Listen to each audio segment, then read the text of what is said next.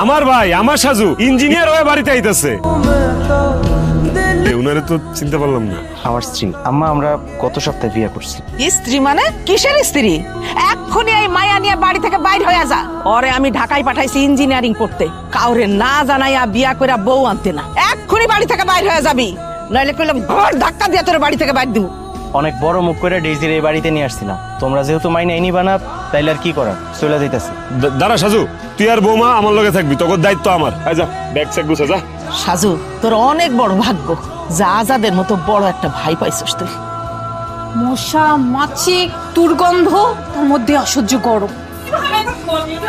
ছোট বউ, তুমি নতুন নতুন গ্রামে আসছো না, এই কারণে এরকম লাগতেছে।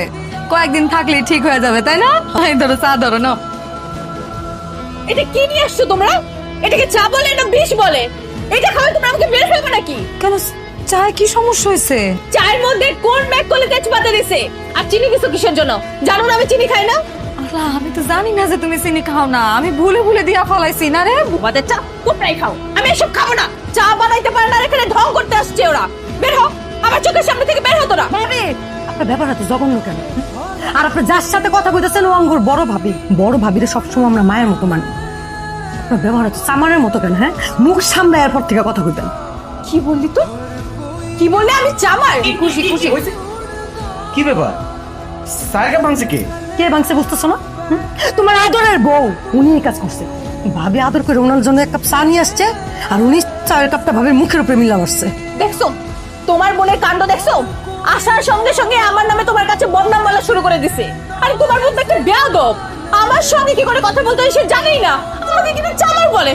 আমি এত অপমান সহ্য করে আমি এখানে থাকবো না, আমি চলে যাবো আমার ড্যাডির কাছে। তুই ওরে কি কইছস? সামার কইছস? খুশি এত বড় সাহস হয়ে গেছে তুই আমার মুখের উপরে কথা কস? হ্যাঁ, আর ওর ফ্যামিলি ব্যাকগ্রাউন্ড সম্পর্কে তুই জানো?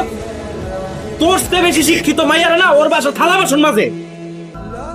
কিরে কিসে কাঁদতেছিস কি লিগা? তুমি যখন ছিল না, তোর ছোট ভাবি বড় ভাবির অপমান করছে।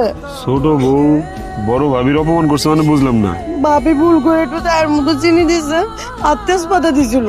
আমি যে এটার প্রতিবাদ করতে গেছি, আমি সাজু ভাই আমার গাছের মধ্যে একটা থাপ্পড় মারছে। আর ওই বড় ভাই মারলে মারছে, এটা কান্দন লাগবো তোর? হ্যাঁ, সাজু জায়গায় যদি আমি তোরে মারতাম তুই এমনি কান্তি? ছোট বউয়ের মনে হয় এই বাড়িতে ভাল লাগতেছে না, সারাক্ষণ খালি দিয়ে চিন্তা থাকে। একটা মাইয়া নতুন নতুন শ্বশুর বাড়িতে আইস, কয়দিন হইছে? এই মাইয়াটার একটু সময় দিবি তো, 2-4 দিন। আর হয়েছে রে, তোর ভাই তোরে মারছে, বাইরের কেউ এত তোরে মারে নাই, এটার লেগে তোর এত কান্নাকাটি করুন লাগবো?